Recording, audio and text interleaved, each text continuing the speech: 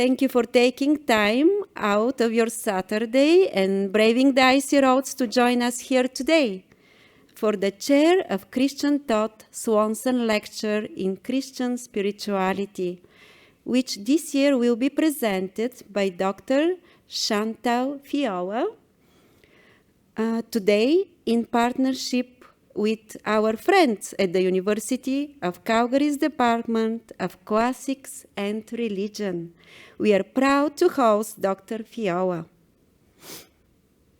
She will highlight traditional ceremonies alongside Christianity, community voices, and the resurgence of practices like Sweatwatch and Sundance, offering a full picture of Métis spiritual life across their homeland. To get our program started today, I am proud to introduce our host, Dr. Caroline Musick, who is the Chair of Christian Thought at the University of Calgary's Department of Classics and Religion. Dr. Musick is a scholar in the history of women in the Church. She has written extensively on figures like Catherine of Siena, monastic and preaching traditions, and popular devotion in pre-modern Europe. As Chair of Christian Thought, Dr. Musick organizes the annual public lecture series, which explores the role of religion in history and its relevance to complementary issues, including ethics, education, spirituality, and urban life. Please join me in welcoming Dr. Musick.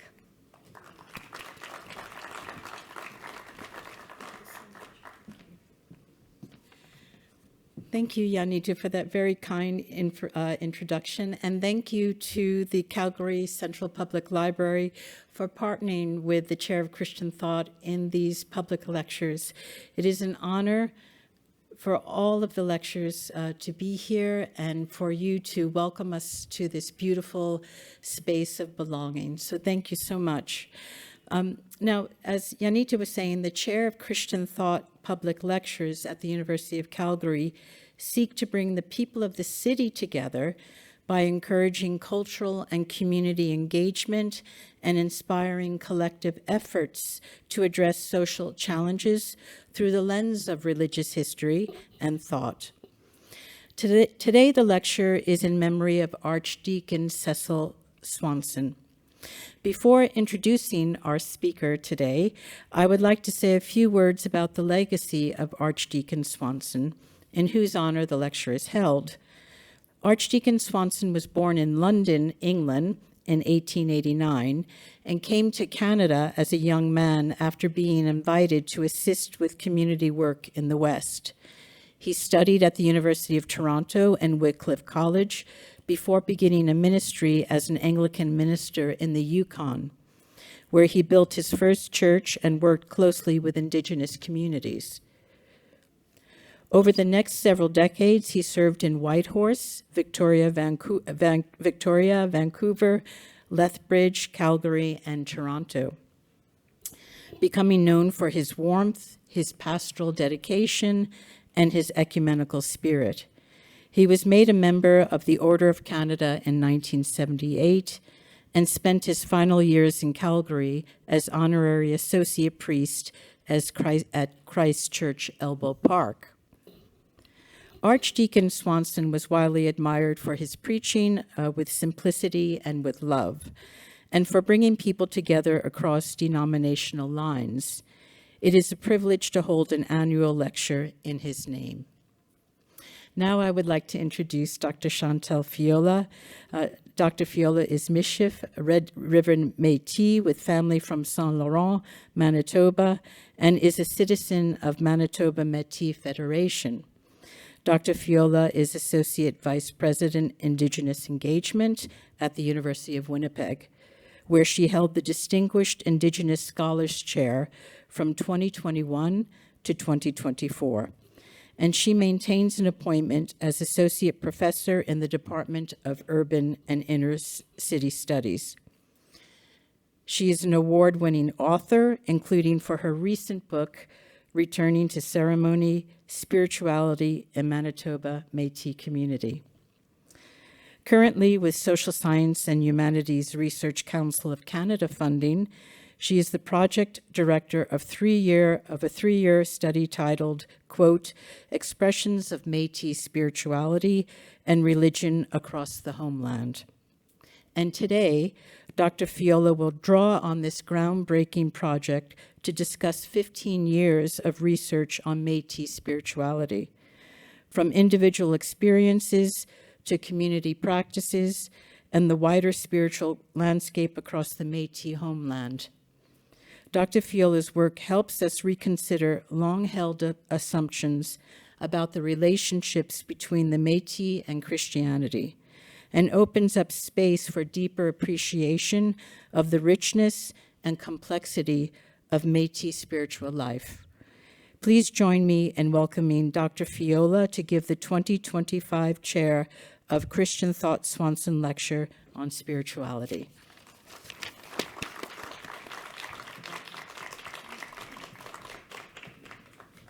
Oh, I think, did you take my papers?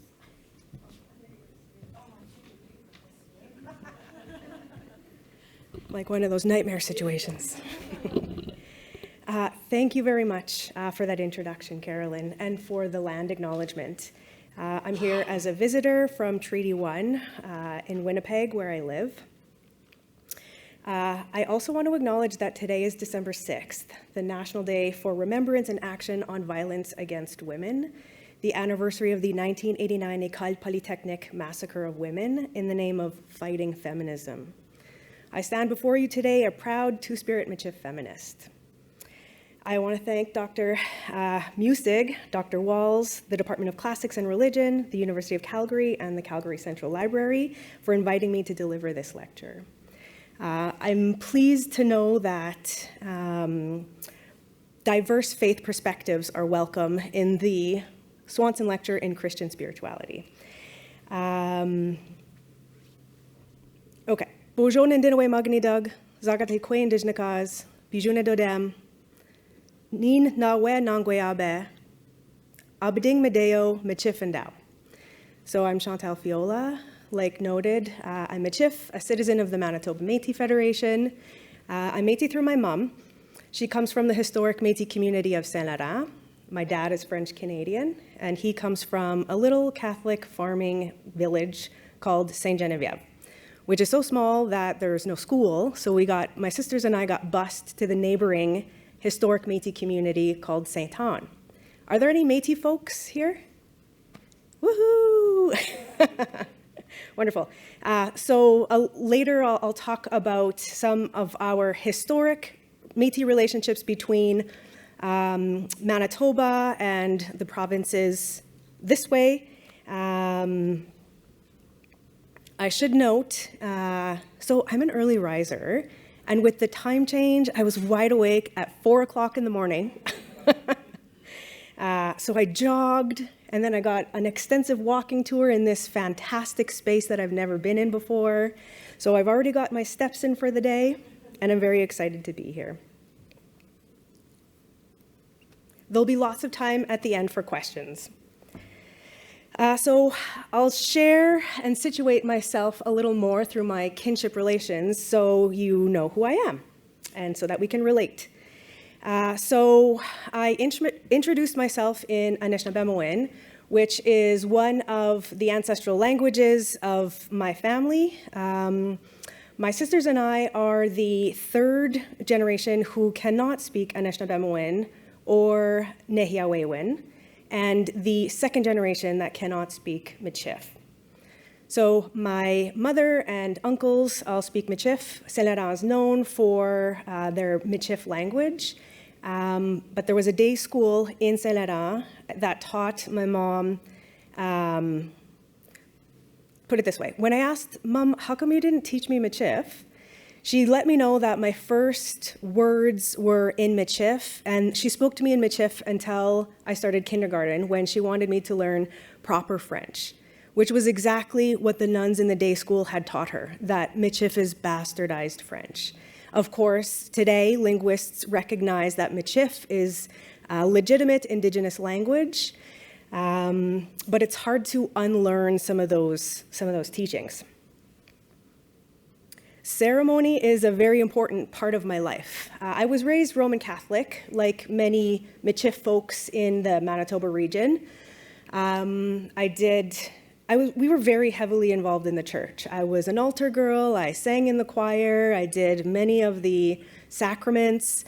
But as a very young person, I felt like the questions I had about why life is the way it is, the responses were lackluster, and I ended up searching elsewhere. And when I found my way to ceremonies, it really resonated within me, and it started a long journey of reconnection and about learning Métis relationships with Indigenous spirituality. So my grandmother, Dorothy Narma, is second from the right in the sepia photo. This is my late grandfather, Robert Narma, in the black and white photo. This is my lovely wife, Nikki, and our daughter, Mide, in front of the Blacksmith Sundance.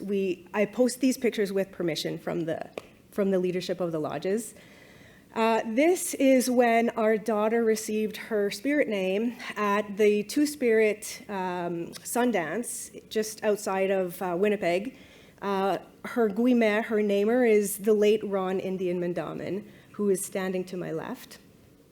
So when I started going to ceremonies, I actually had left Manitoba, and I went first to Toronto for a master's, and then to Peterborough for a PhD in Indigenous Studies.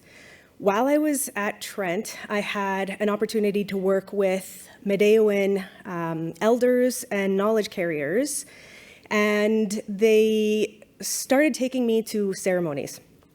I started going to Mide ceremonies, sweat lodges, and I wondered, where are the other Métis people? Are there Métis folks? Are other Métis families' stories like the stories in my family? Are the relationships similar? So I embarked upon a doctoral research journey while I was Midewiwin, which means I had pledged and offered tobacco to become Midewiwin. I was a Midewiwin initiate in the Three Fires Mide Lodge. I was interested in Métis relationships with ceremony and learning about the colonial disruption that has occurred among many Métis families with our relationships to ceremony. Around that time, in 2011, I was ceremonially adopted by the lovely gentleman at the top there, the late Charlie Nelson, Mijako Nagija. He, at the time, was the Western Doorway Chief of the Three Fires Mide Lodge, and I had passed him tobacco asking for help to learn my spirit name and a clan confirmation. This is part of a much longer story, but Cole's Notes version. He surprised me by not only accepting my tobacco, but asking if he could adopt me as a daughter. So I was profoundly humbled, and I agreed. And in that adoption, which took place in front of the whole community of Roseau River First Nation, I was also adopted into the Lynx clan as a result, because he was from the Lynx clan, which also means my daughter is recognized as belonging to Bijou Dodem, the Lynx clan. In my doctoral research, I spent a lot of time looking at disruption to Métis relationships with traditional Indigenous ceremonies, including through forced religious assimilation, through residential and day schools, the 60s scoop, which continues into the present, into the millennial scoop. The country made Indigenous ceremonies illegal for like almost 100 years, and the intergenerational impacts of that continue to be felt. I have also argued over the last 15 years that These various colonial efforts have resulted in divisions between Métis people and our First Nation relatives that were not there historically.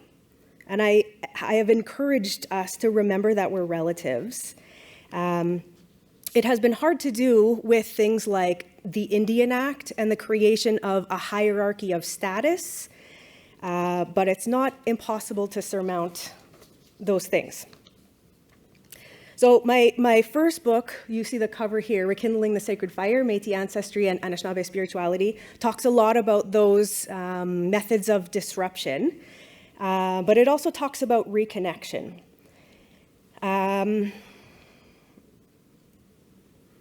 I have spent quite a bit of time in the archives and speaking with older Métis knowledge carriers and elders. I've scoured any existing literature, and I've done primary research and interviewed various methods with living Métis people to get a more fulsome understanding of Métis relationships with traditional Indigenous spirituality. So the first priests that came to Manitoba around 1818 were Catholic, folks like Fathers Joseph Norbert Provencher, Georges-Antoine Belcourt, Charles Camper, Laurent Simonet. They would write letters to their superiors in Montreal talking about their efforts at conversion and the day-to-day activities. These letters are in French, they're handwritten, but every so often you can find excerpts where they are frustrated that Indigenous folks, Métis included, while they are going to Mass, they are baptizing their children, when ceremony is available, they're also participating there. So I'll give you an example here. This is from an 1866 letter by Father Simonet, who describes traveling on the west side of Lake Manitoba to Duck Bay, which is not so very far from my mom's community, in the company of Métis guide Pierre Chartrand, when they encounter a Métis spiritual leader on his deathbed. Quote, "The sick person was an old Métis, but one who had lived his life as a veritable savage. Trigger warning for racism. Believing and practicing all the superstitions of savages, he has always been recognized as a powerful ceremony maker. He has not seen a priest since the priest left the Manitoba post. He did not even know how to make the sign of the cross. Despite always having said he wanted to die the way he lived, in savagery, he appeared happy to see me. With a few words, I taught him some of the principal truths of our religion. He appeared touched when he learned that the good Lord was ready to pardon all his sins. In front of the whole world," so in front of Father Simonet and his guide, "he renounced his Indigenous spirituality out of joy at having just heard the truth about Catholicism, and after his confession, I performed his last rites." So this excerpt shows us that there were indeed recognized, well-respected Métis ceremony makers who adhered to that spirituality until their deathbed. It was very important.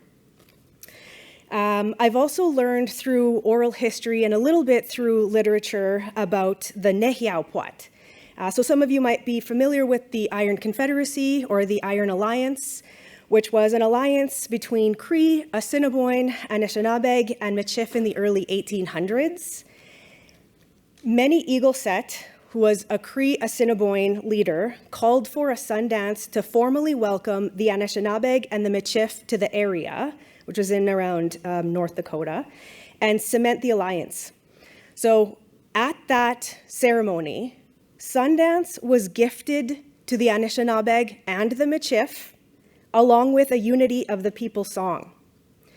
Fast forward to 2003, there was ceremony again in Turtle Mountain to commemorate that alliance, and there were delegates from the Manitoba Métis Federation and the Métis Nation of Ontario, along with other folks who had participated in this ceremony. I have had the pleasure of spending some time with matriarch of our nation, Maria Campbell, on her property near Batoche, and I asked her about Métis relationships with ceremony. And basically she said that some Métis have been participating in traditional Indigenous spirituality for as long as Métis have existed.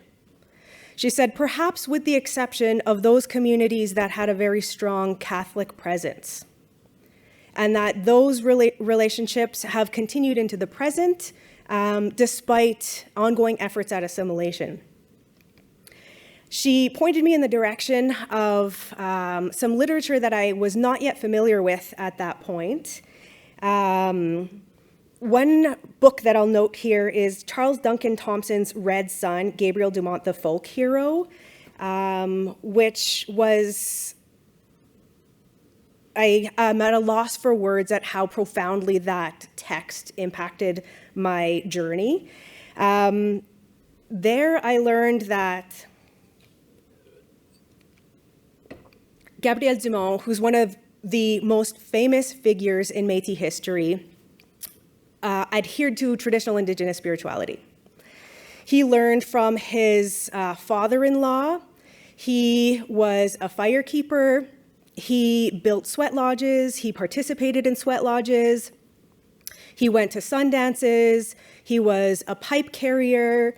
He was well-versed with medicines. There are stories about when Riel was hung, he came to pay his last respects, and they say that he carried sweetgrass, a braid of sweetgrass that was woven into the shape of a cross, which is a really beautiful and excellent example of syncretism, of blending Indigenous spiritual traditions with Christianity. And he smudged Riel's grave. There is a growing, finally, pieces of literature that are talking about these things. Unfortunately, I don't have enough time to go through it all, but I will note that even the Manitoba Métis Federation's publishing arm, Pemmican Publications, has a book called Métis Legacy 2, and a chapter in there, chapter 17, is dedicated to Métis spirituality, and therein also acknowledges the long traditions, not only of relationship between Métis and Catholicism, but also between Métis and ceremonies. Doctors Anna Flaminio, Janice Godet, and also Leah Dorian are among others who have published in this area. In my first book, I interviewed 18 Métis folks who had found their way back to ceremony and learned that Métis spirituality exists on, well, I started thinking of it like this. Métis spirituality exists on a continuum from Christianity to traditional Indigenous spirituality, with an infinite number of syncretic blends in between.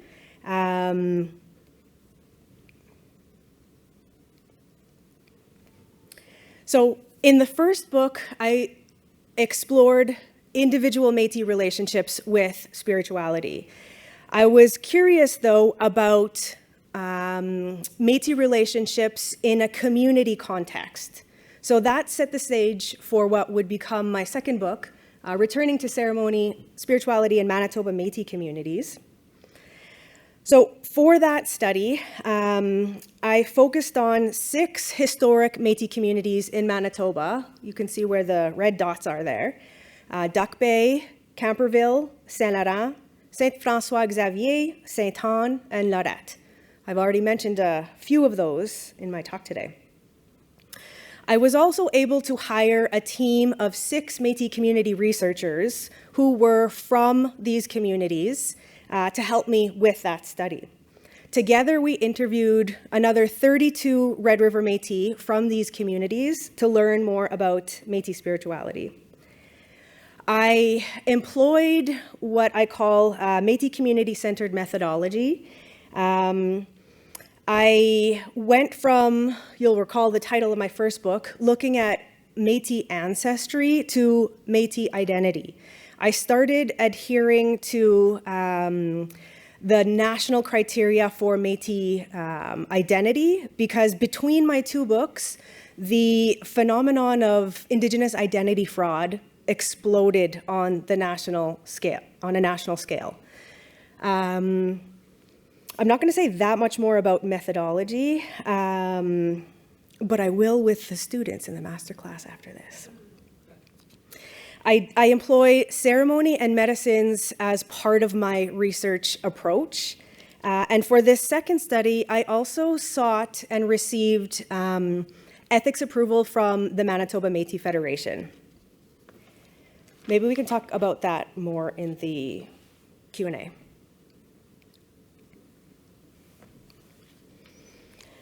Over the first 2 books, some patterns arose in the stories and experiences that Métis folks were sharing with me and my team.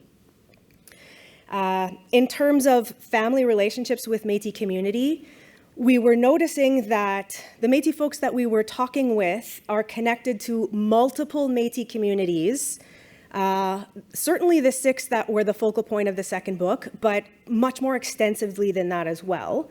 And multiple generations, at least until the grandparents' generation or even earlier, lived in one of these focal communities. In terms of family relationships with religion and spirituality, all but one person that we spoke with talked about Catholicism, deep connections in their family to Catholicism intergenerationally. The folks that we spoke with, remember, these are Métis folks that had found their way back to ceremony. So among the folks that we spoke with, we also noted a decrease in familial relationships with Catholicism intergenerationally. And that theme would be replicated throughout the first 2 studies, and I'll talk about my current study as well. It's coming up there as well. So I'm going to share a quote here. This is from Louis from Saint-Anne, who's talking about the importance of Catholicism in his Michif family. The way to kind of rise above poverty, to rise above the discrimination, is to show how devout you were as Catholics. That was your Métishood. That was who you were. It had to do with being a choir boy. It had to do with being altar boys from a young age. It had to do with showing up for church and having 12 people from your family fill up 2 pews, and then you were proud. If you weren't Catholic, you could not elevate yourself. You could not find work, and there was going to be no hope out of your poverty and misery. So Louis is showing us how Catholicism was strategically utilized and mobilized by some Métis families as a survival tactic. Some of the folks that we spoke with also talked about the presence of Indigenous spirituality in their families while they were growing up. So this is an excerpt about Camperville and Duck Bay, which are neighboring communities, again, not very far from my mom's community. Louise explained, "I got a really big book about land surrendered here in Métis land script. It goes into great length about Camperville and practicing the Midewiwin ceremonies and Sundance ceremonies historically." George said the same thing about Duck Bay. He said, "There were ceremonies held in my community. The shake tent was brought there by the elders. There's a certain part there, if you drive across the lake, they used to hold ceremonies there for 2 weeks in the fall. They brought shake tents there twice because 2 twin brothers drowned, and they wanted elders to help them, wise men, to help find where the bodies went down, where they would be. That was in the 1950s. So not that long ago.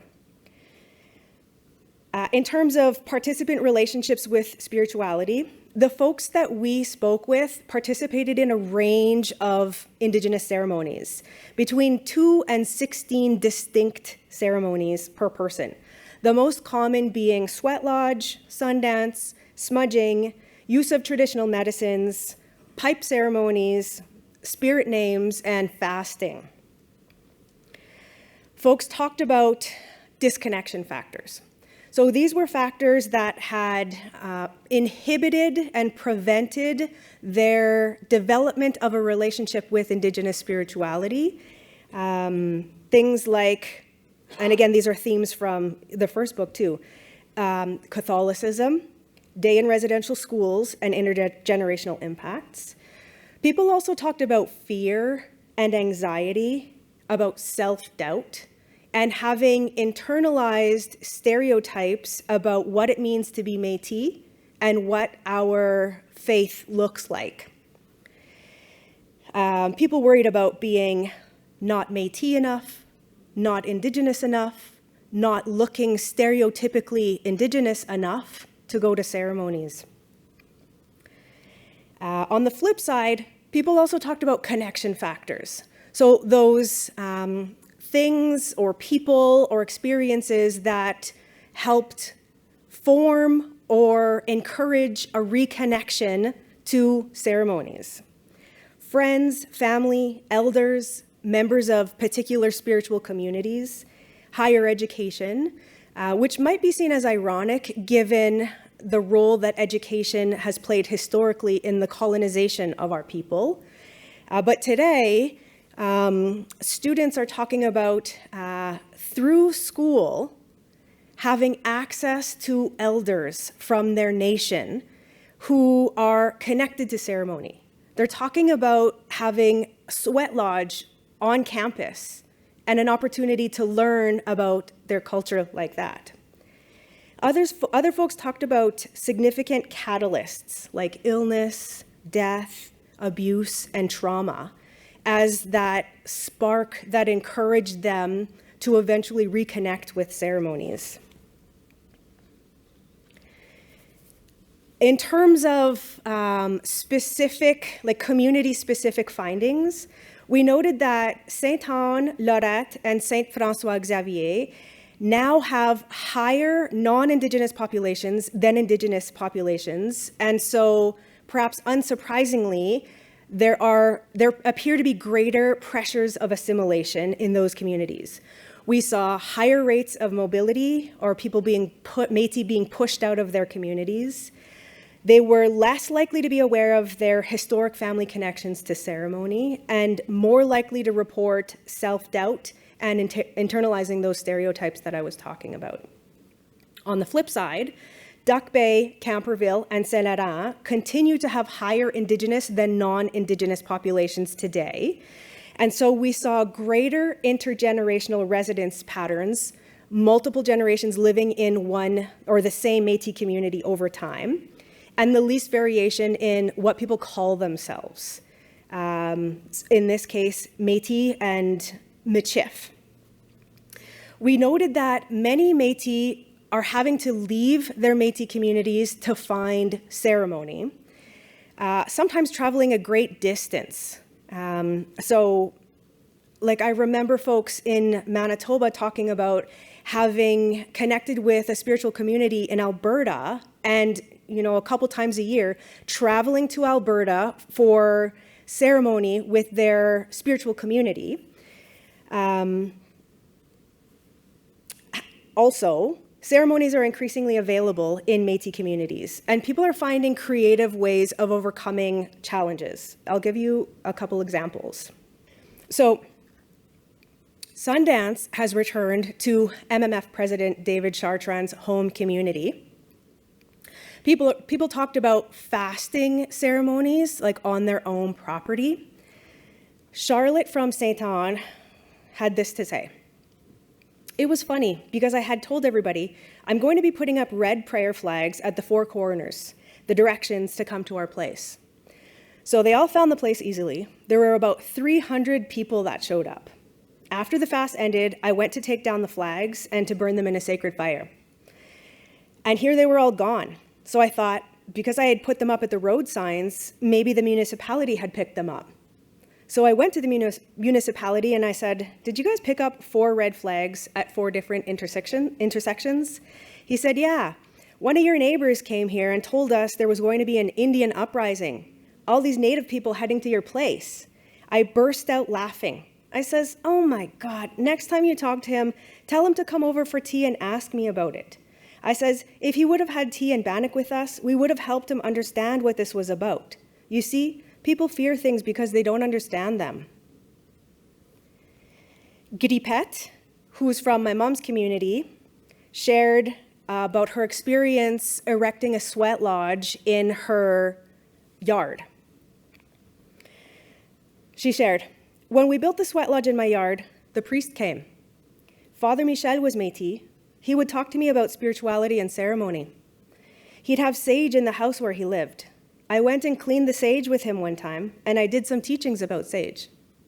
He always said he wanted to know more, and he wanted to participate in ceremony. So on the day that we were building the lodge, I invited him. He came and dropped by with his holy water, and he's doing his holy water on the sweat lodge," she starts laughing, "and on the ground. I asked, when the priest came by and blessed your sweat with the holy water, was he doing it in like a friendly, encouraging way?" She said, "Oh yeah." I said, "Okay," because I had heard other stories about them doing it in a remove the devil kind of way, but I didn't get that feeling from your story. She said, "It was neat because that same summer that we did that, there was a woman that came to the lodge. She's very Catholic, and she felt really good about being in the sweat lodge because Father Michel had blessed it with holy water, and so she felt like it was okay." She chuckled some more. So we noted that, at least in Manitoba, Métis folks are currently experiencing a resurgence in reconnecting to traditional Indigenous spirituality.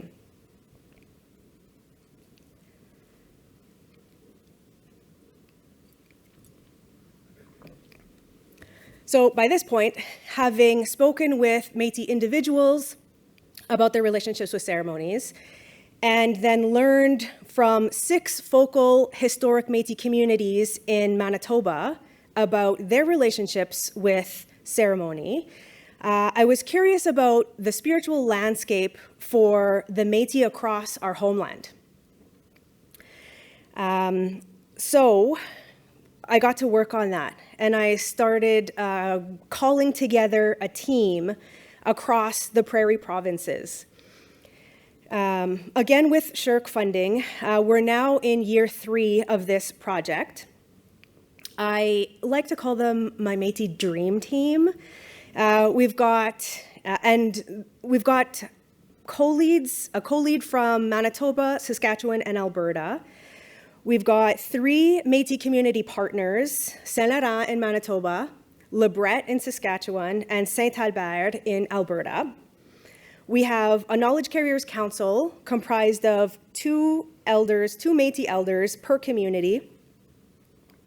We made a conscious effort of ensuring that the elders that we invited to this council had a balanced representation between Métis elders who identify as Catholic and Métis elders who identify with traditional Indigenous spirituality, because we wanted to hear that balance all the way through.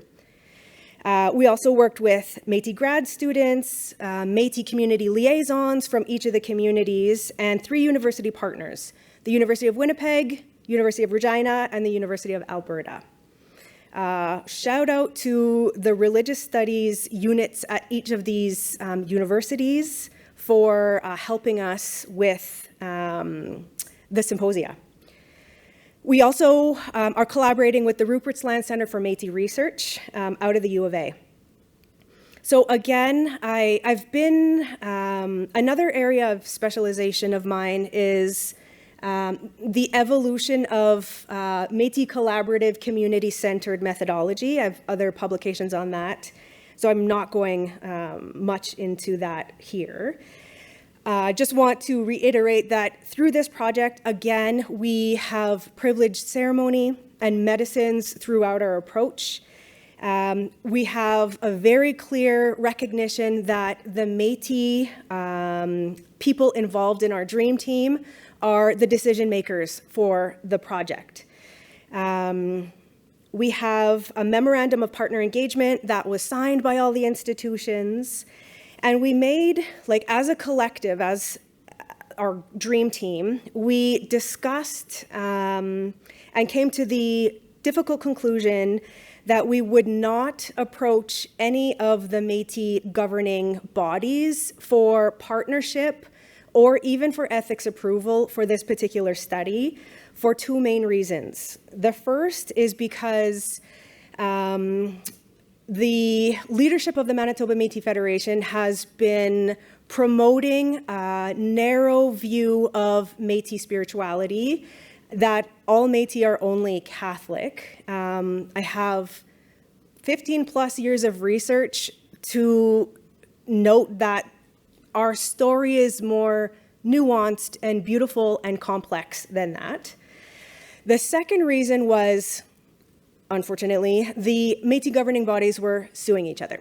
So if you're following Métis politics, this is not a surprise, but we felt like it was unwise and also unsafe to try to have these folks in the same room, so to speak. So instead, we placed all the power in the Métis communities themselves, in the elders and the liaisons from those communities themselves. And so we have maintained robust ethics all the way through.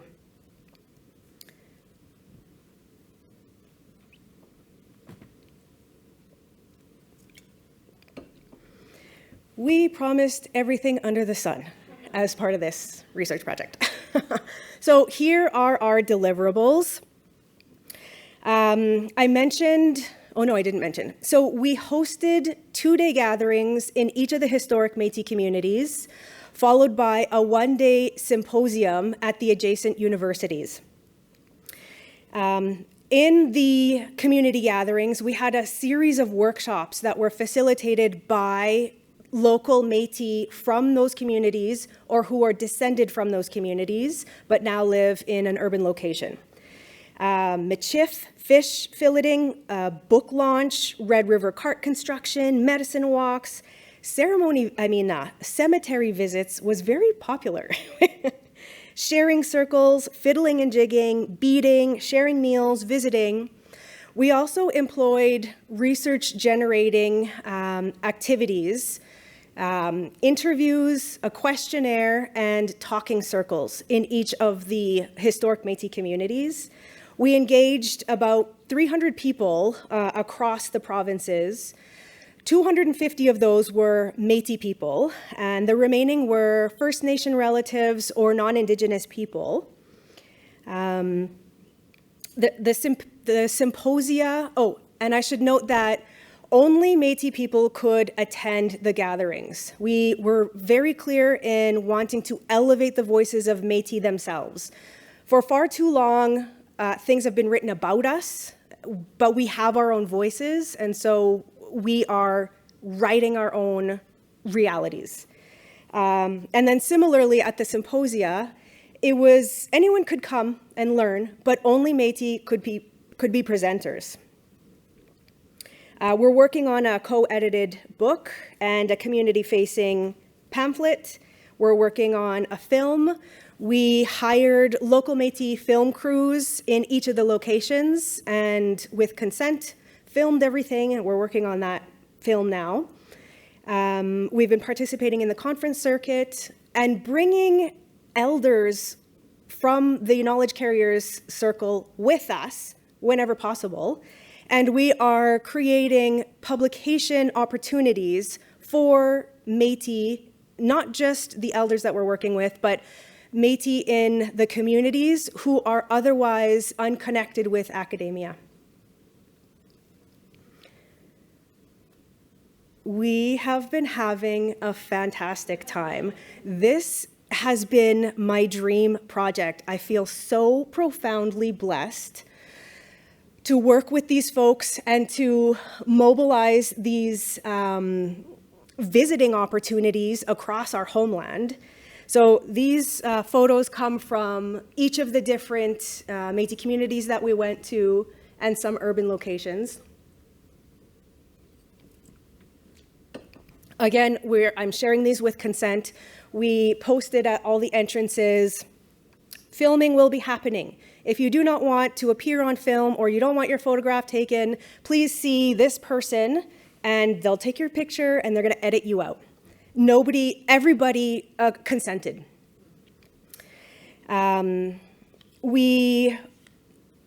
So we have completed data analysis and are working on the deliverables. We will be going back to each of the communities and sharing initial findings and a screening of the film, asking for feedback. We will modify accordingly to make sure that we're not way off in left field, and as an ongoing opportunity for consent.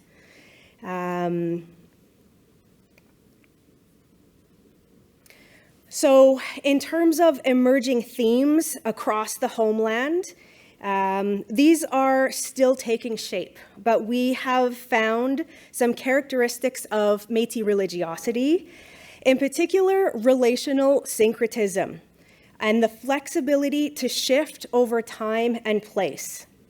We have found that medicines and harvesting have continued to be incredibly important to Métis faith, especially in the context of popular devotion.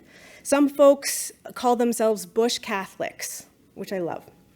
Another characteristic is respect for diversity and resistance and self-determination.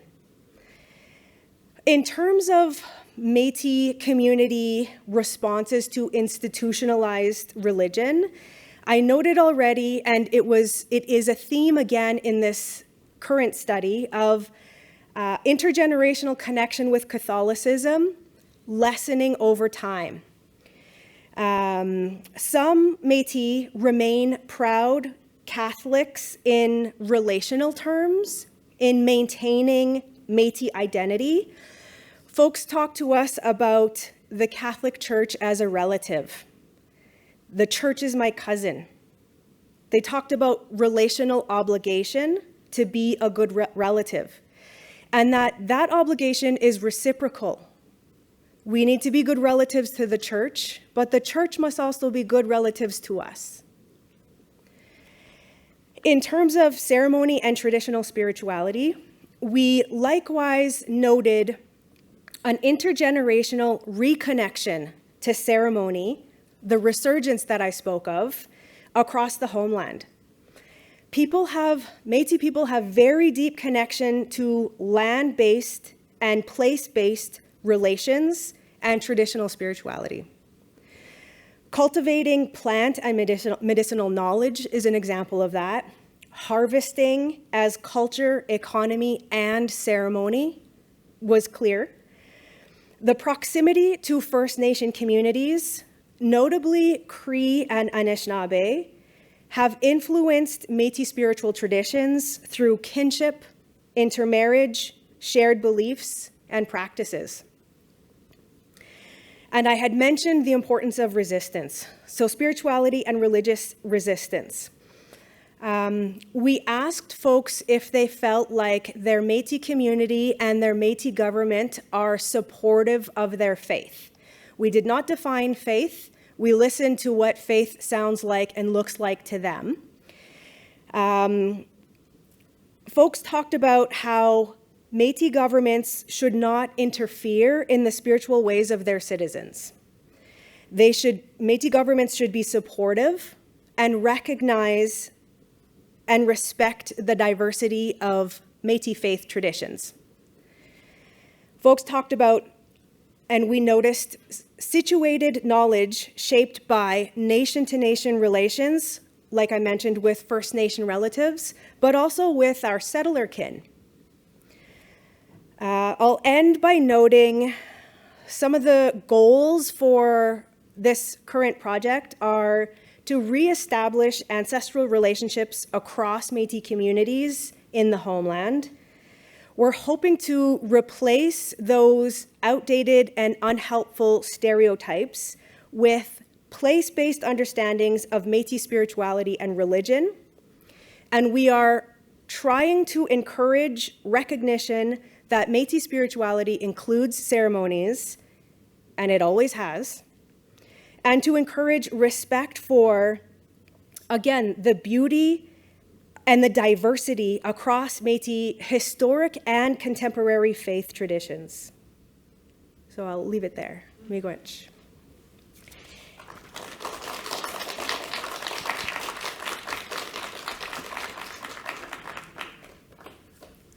I would love to hear from folks. If anyone has any questions or comments, I believe we've got a couple mic runners. Oh, there's somebody over here.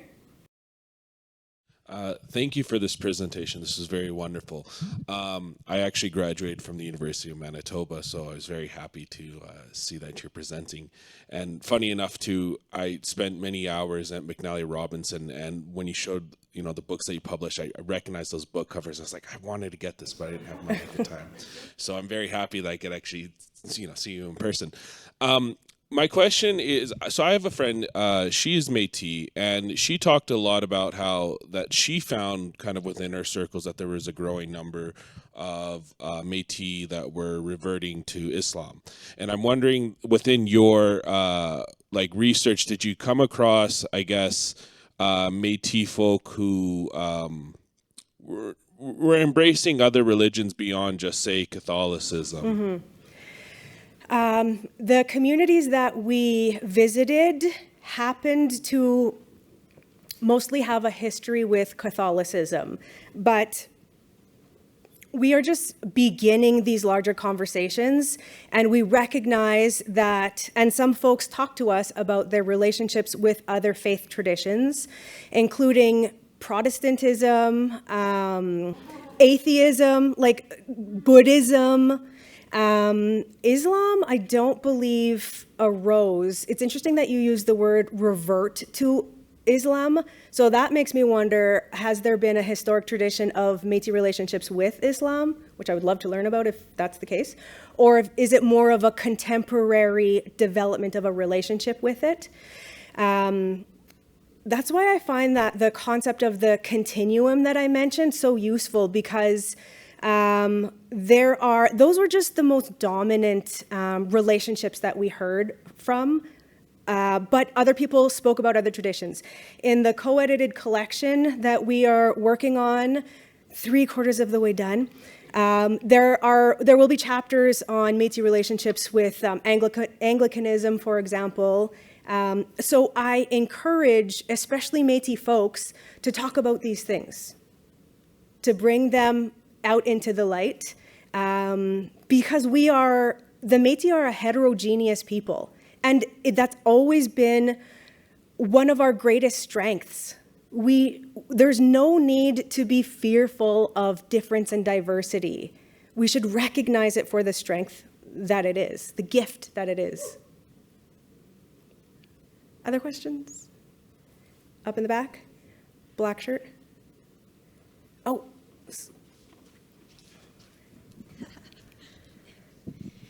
Good afternoon. Thanks, Dr. Fiola, for the presentation. My name's Kate. My mom's a Chartrand. Our family is also from St. Laurent. I'm sure we're cousins somewhere in the past. Yes. Yeah. So lovely to meet you formally. I have a couple questions, and I don't want to take up too much time, but I'm going to pose both. So my first question is in relation to gender dynamics. You identified yourself as a feminist at the beginning of the lecture, and so just curious as to what your kind of gendered findings have been along the way. Is there more of an inclination for Métis women in particular to kind of revert back to more Indigenous practices? So yeah, one question there. And then you mentioned the ethics process with the Manitoba Métis Federation for your first book, and you said, and I'm going to hold you to it, that we would get back to that at the Q&A. So just curious as to what that process looked like. And I'll preface just quickly saying that I did my master's through the University of Saskatchewan, and I found the ethics process to be extremely frustrating as a Métis citizen, to try to engage with community members and family members and those kind of institutional barriers along the way. So just curious about that experience as well. Great questions. Gender dynamics. Okay. So firstly, and this is something that is the case not just in Métis who are reconnecting with ceremony, but I've also noticed it in like a Midewiwin context, where the women outnumber the men, and we're trying to understand why that might be. Another area that I continue to spend quite a bit of time in is understanding sexuality and gender diverse relationships with ceremony.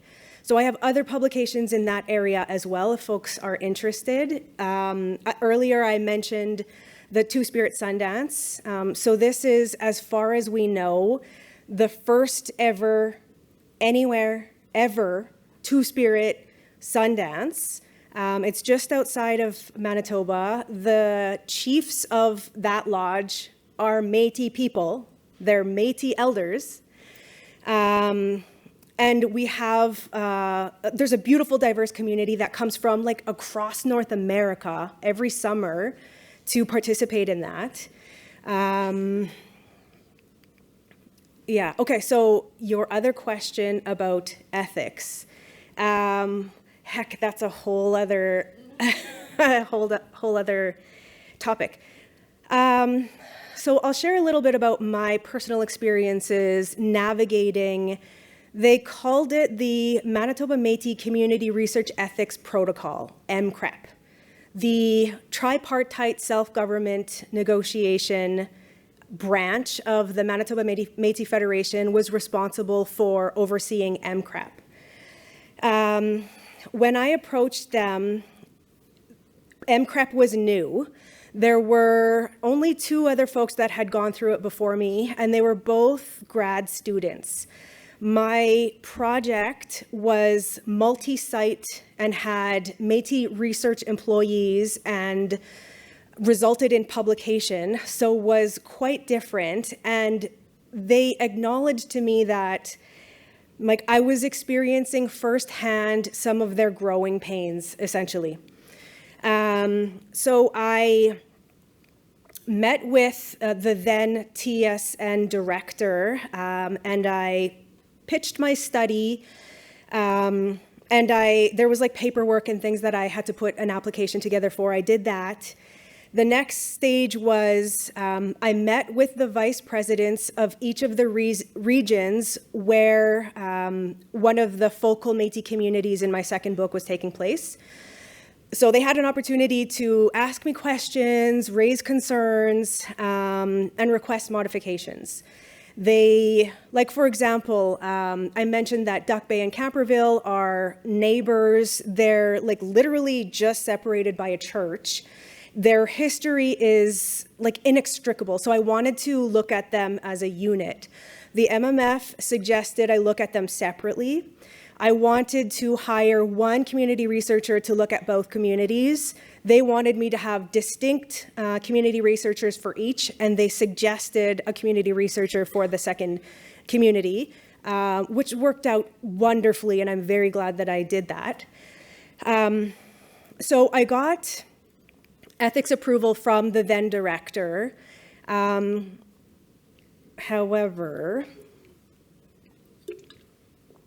about halfway through my field work, the MMF approached me and wanted me to sign an MOU, which would give them my data and the files that I had generated with the participants. But they had already signed their consent forms. Many of them had already, we did the interviews. So retroactively going to them and asking for permission to give their data to the MMF, which they may or may not have wanted to do for any number of reasons, was problematic. So I explained to them the importance of sharing the MOU with the researcher in advance of fieldwork, because that would influence the development of the consent form and any number of other things. So I asked for advice from legal counsel at the University of Winnipeg. We drafted modifications that we were requesting to the MOU, and we went back and forth, and the MMF wanted a meeting, which I agreed to, and I said, I'm going to bring my UW lawyer with me, and I would like you to let me see all the other documents that you mention in the MOU, but you have not yet given me, because I don't think they existed yet. They were creating it. Communication then kind of fizzled out. I kept trying, but I think their documents weren't ready yet. I kept giving updates about my project to the then director, including excerpts from my book before publication, and she gave me the green light for publication. At one point, she offered to give me a letter of support. I can't remember what she called it, but I reminded her that she already did that like a year prior. And since then, TSN has dissolved. There is no branch overseeing MCREP anymore, but the MMF still expects folks to get their permission first if they're going to be doing research with Métis people in Métis communities in Manitoba. They have been increasing their efforts around jurisdiction over research and proposing increased involvement, let me say, with universities. There's a lot my next publication is going to be on that very topic. I think it's going to come out this month. You could keep an eye. It's going to be in Powatomic, Journal of Métis Thinkers.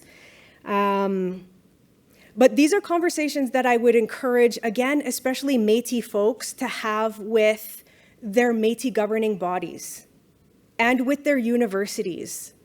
One of the concerns that has been raised, and that I am raising myself, is the potential for disregarding academic freedom in the pursuit of jurisdiction over research.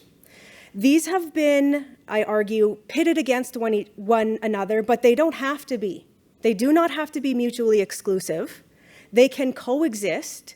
It's possible for Métis governing bodies to develop arm's length, unbiased research ethics bodies to help folks who are doing research in their communities navigate ethical complexities.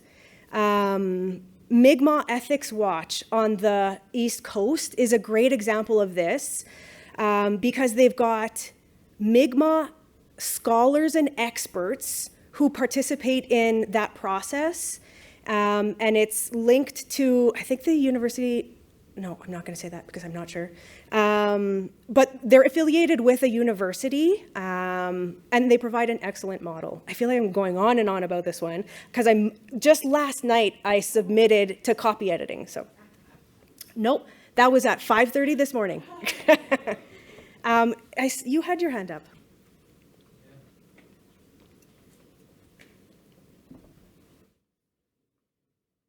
Thank you. I love your talk. It was very great, especially while you, in the way that you finish this. I read the Decolonizing Indigenous Studies by Linda Smith a few years ago, and I read your book recently, and I love that because you use some of the qualitative interviews to rebuild these things. But my question is that when we are talking about this continuum spirituality, and there might be some cases that they have some serious conflict with their religious status, and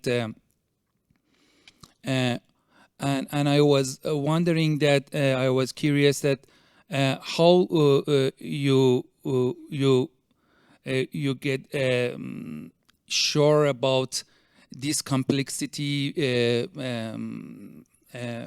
and how you can did your analysis, qualitative analysis, to be sure that you don't force them in a certain box. This is my question. Another great question, thank you. Where to begin? So I mentioned the importance of ensuring a diversity of perspectives on the Métis Elders and Knowledge Carriers Council. So those folks have been participating from A all the way through to Z for the project, including data analysis. We met with our provincial teams.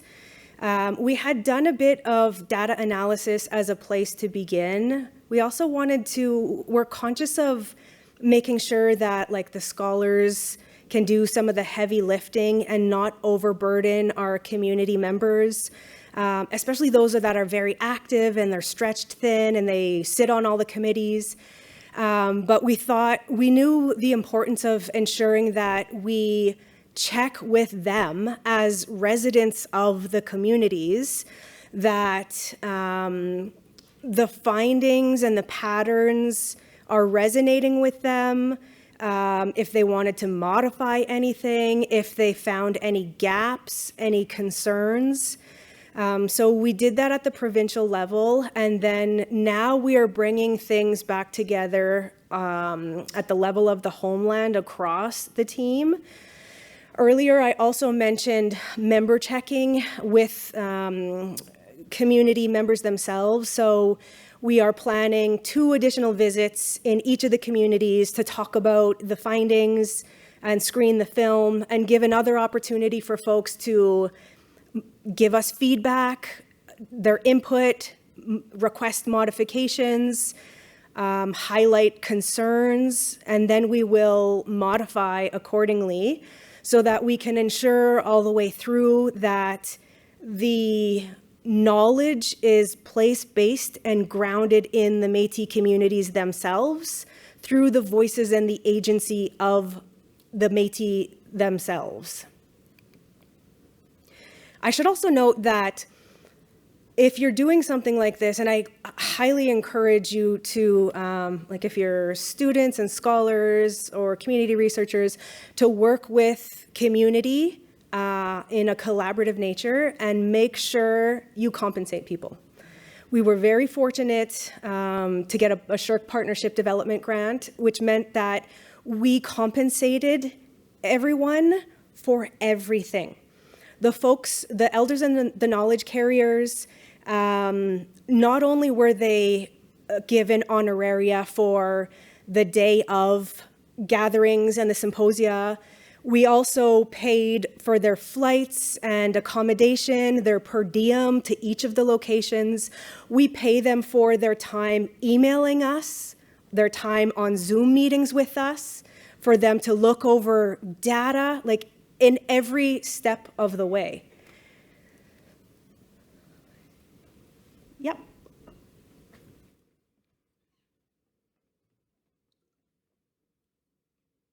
Thank you. My questions aren't academic, just my own interest.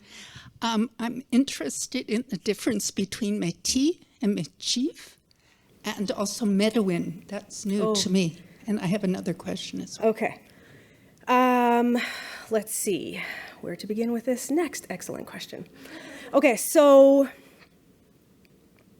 the word Métis is technically a French word that means mixed. It didn't really, it only became popular as an identifier, like in more recent history. Historically, at least in the Manitoba region, folks identified as Michif. Michif is also our Indigenous language, but it's how we identify as well.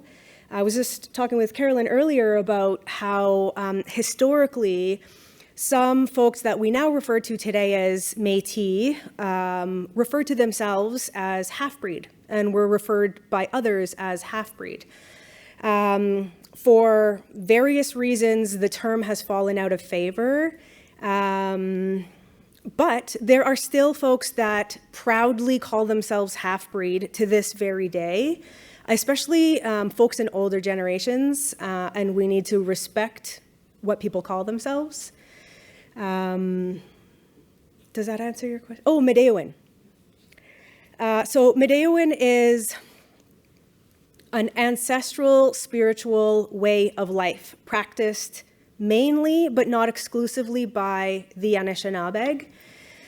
In some of my research, I guess it didn't make it into my notes here, but there's another excerpt that you'll find in, I can't remember if it's my first or second book, by a letter from one of those early priests talking about la grande médecine, which is the way that Catholic priests referred to the Midewiwin Lodge. In that example too, they were frustrated because Métis were practicing la grande médecine day and night, painting their faces with ochre, with drums sounding day and night. Meanwhile, when Sunday rolled around and it was time for Mass, those same savages, as they called both First Nation and Métis folks, or Métis in particular anyway, were at Mass and were baptizing our kids. But we also have a long relationship. So Métis people have a historic relationship with the Midewiwin, also with Sundance and with Sweat Lodge. But that has been, we have become disconnected from our own histories, from our own stories through intergenerational colonial efforts. But more and more of us are clearing those away and reconnecting, or participating in syncretism, which is a fascinating area. Yeah.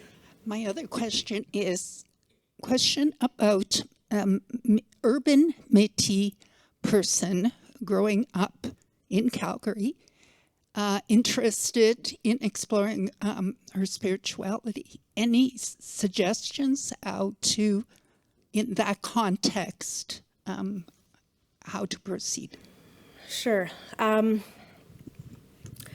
So, in fact, my wife, whose name is Nikki Furland, does research in this area. She's got publications, like her area of focus is urban Métis experiences, especially like two-spirit experiences, but I think it's relevant to beyond that population as well. In an urban context, I mean, like something my awake since 4 a.m. brain is thinking about right now is that it hasn't been difficult to reconnect with ceremony in an urban context since the civil rights movement. I mean, the Indigenous sovereignty movement, the American Indian movement during the civil rights movement saw the reemergence of ceremony in an urban context. The Friendship Center movement would bring in elders who had retained knowledge of ceremony into the friendship centers, and people started reconnecting like that. Sweat lodges started coming back in similar ways. Indigenous language revitalization started coming back in similar ways. And so I mentioned earlier, like public education is another way where folks are reconnecting with elders, sometimes not from their nation. That's something that we've seen like across Indigenous nations who are reconnecting with ceremony. Like because of the disruption brought about through the ongoing legacy of colonialism, sometimes when we are reconnecting, we end up finding teachers and community that are beyond our own nation, and it's just part of our contemporary reality. So that's also happening. Like I get asked this question quite a bit, and for folks who are interested, I often encourage people to develop a relationship with medicines. So through this journey, we learn that asema, tobacco, for example, is one of the first teachers, and it's like an intermediary between our spirit and creator, our ancestors, and that if you just put a pinch of it in your left hand, which is closest to your heart and symbolizes your efforts to do things in a good way, ask for whatever it is that you need. I'm looking for a teacher or whatever it might be, and introduce yourself to it. The further you journey, you might learn your spirit name, your clan. You introduce yourself to the spirit of that medicine, and you put it in a clean place. And then with faith, believing in your prayers, they're answered. Maybe not exactly as you had anticipated, but they will be answered, and your teachers will come. You got. And then I see a person with a black hat all the way at the top. This will betray my experience, but I've never heard syncretism used in a positive way. Oh, So interesting. I appreciate that. If you could say more about that. And then also, if it's not too painful, the idea that Catholic religion would be poverty alleviation. I'm just curious how that worked. Okay, syncretism and poverty alleviation. So across my efforts in these areas, syncretism has come up over and over again as a survival tactic. Prior to this area, I've always been interested in spirituality and in faith communities, probably because of how I was raised. So even in this current study, I mentioned people referring to themselves as Bush Catholics. This is reminding me of what the person over here was talking about, ensuring that we don't kind of pigeonhole people into categories that don't feel right for them. Syncretism gives us an opportunity to avoid doing that. So we can't expect Métis people to just call themselves Catholic or Anglican. A term like Bush Catholic it's expansive. It's got so much more room for nuance and the truth of our experiences. And we've been finding this and using syncretism as a way of understanding these complexities. I'm going to bring things back again to that continuum. So my thoughts around this have been evolving over time, and I've been wondering over the last little while if a better analogy might be constellations instead of a continuum, because that would enable more room for things like Métis who have found their way to Islam, or Métis who are atheist, or what have you. So that's something that I want to explore a little bit more. Your second question was about poverty alleviation. I mean, folks who are familiar with the history of Métis people in this country, I teach an entire course about this. So Cole's Notes version, many Métis people have a profound history with poverty, through the history of colonialism in this country. And we fell through the cracks sometimes. So if we couldn't afford to pay property taxes, we could not send our kids to public school. If we didn't go to school, we had a heck of a hard time gaining employment, on top of all the racism and the oppression and people not wanting to hire us. And so we would find survival tactics. And like Louis from Saint-Anne mentioned, Catholicism has been a survival tactic for some Métis people.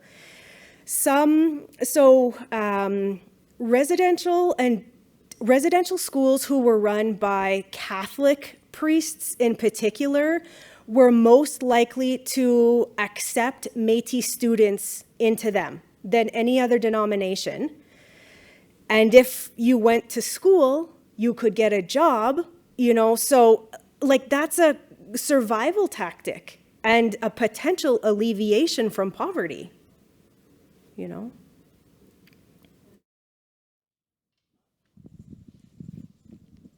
Hello. Thank you again for your very insightful presentation. My question is about ceremony. I understand that many religious groups have ceremonies being foundational to their practice and their institutional ways of knowing.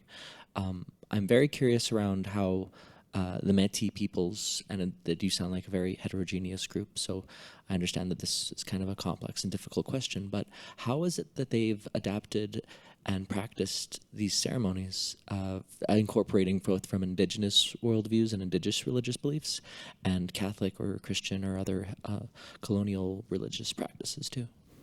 Okay, so I've spent more than 15 years answering this question. So read some of my publications. Like, there's just so much to talk about. And it can be like geographically specific. It can be community specific. It can be family specific.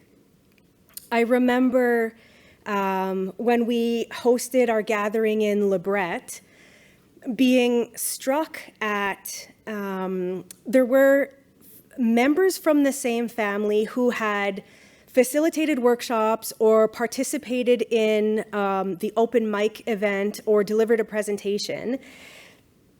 Pardon me. And the siblings had very different experiences and relationships with faith.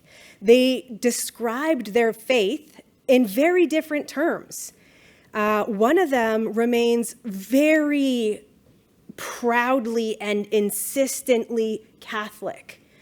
Another one has followed traditional Indigenous spirituality and that blended syncretism, and they're biological siblings. So while there are similarities and patterns that are coming up locally, provincially, and across our nation, there's also a lot of diversity. Yeah, my books go into greater detail. Yes. Words of thanks. Miigwech, everybody. And you've been amazing, absolutely amazing. I don't think you woke up at 4 o'clock this morning. So I just want to say that this was such a compelling and meticulously grounded lecture. And your methodology is absolutely fascinating, the way you're using community-centered research, your ability to illuminate the interwoven relationships, reflecting back to these questions, between Métis spirituality, Catholicism, ceremony, and lived experience, offer so much to be considered, and you have done that so brilliantly today and in your publications. And we could see this, there's so much more work to be done as you're doing. So really was a privilege to hear this engagement, this scholarship, which was at once rigorous, humane, and deeply resonant. Thank you so much, Dr. Fiola.